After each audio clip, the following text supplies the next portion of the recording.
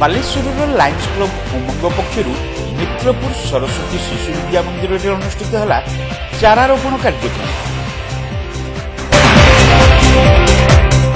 ନୂତନ ଲାଇନିଷ୍ଟିକ୍ ବର୍ଷର ପ୍ରଥମ ଦିବସରେ ସଂଗଠନର ଗୋଟିଏ ଜିଲ୍ଲା ଗୋଟିଏ କାର୍ଯ୍ୟକ୍ରମ ଯୋଜନା ଅନ୍ତର୍ଗତ ବାଲେଶ୍ୱରର ଲାୟନ୍ସ କ୍ଲବ ଉମଙ୍ଗ ପକ୍ଷରୁ ଚାରାରୋପଣ କାର୍ଯ୍ୟକ୍ରମ ଅନୁଷ୍ଠିତ ହୋଇଯାଇଛି।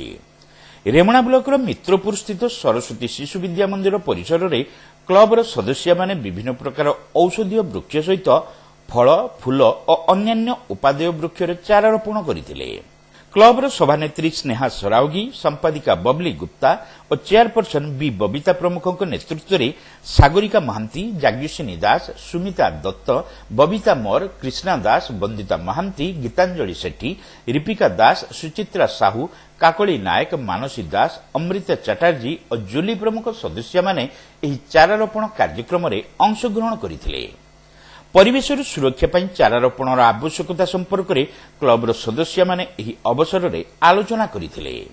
କେବଳ ଚାରାରୋପଣ ପରିବର୍ତ୍ତେ ସେଗୁଡ଼ିକର ସଠିକ୍ ଯତ୍ନ ନେବାର ଆବଶ୍ୟକତା ଉପରେ ସେମାନେ ଗୁରୁତ୍ୱ ଦେଇଥିଲେ। ଏଥିପାଇଁ ସେମାନେ ଶିଶୁ ମନ୍ଦିର କର୍ତ୍ତୃପକ୍ଷଙ୍କ ସହଯୋଗ କାମନା କରିଥିଲେ। ମିତ୍ରପୁର ସରସ୍ୱତୀ ଶିଶୁ ମନ୍ଦିରର ସମସ୍ତ ଗୁରୁଜୀ, ଗୁରୁମା ଓ କର୍ମଚାରୀମାନେ ଉପସ୍ଥିତ ରହି କାର୍ଯ୍ୟକ୍ରମ ପରିଚାଳନାରେ ସକ୍ରିୟ ସହଯୋଗ କରିଥିଲେ।